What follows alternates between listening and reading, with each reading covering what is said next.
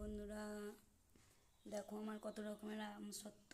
এটা কাঁচা আমের মশলা দিয়ে করেছি, আর এটা কাঁচা আমের মশলা না দিয়ে করেছি, জেলি টাইপের করে। আর এটা পাকা আমের আমসত্ত্ব। দেখো তো কেমন লাগছে, কে কে আমসত্ত্ব খেতে ভালোবাসো কমেন্ট করে জানিও। তো বন্ধুরা, আমসত্ত্ব খেতে হলে অবশ্যই আমাদের আসতে হবে। আর কালকে তোমার দাদাভাইয়ের জন্য একটা সারপ্রাইজ আছে, ওর অনেক দিনকার একটা শখ।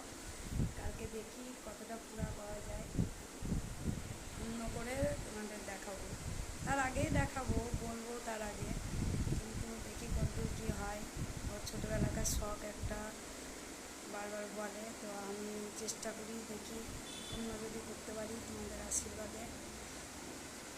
তো কী শখ হতে পারে তোমরা আইডিয়া করো, কমেন্ট করে জানিও কি তোমার দাদাভাইয়ের শখ।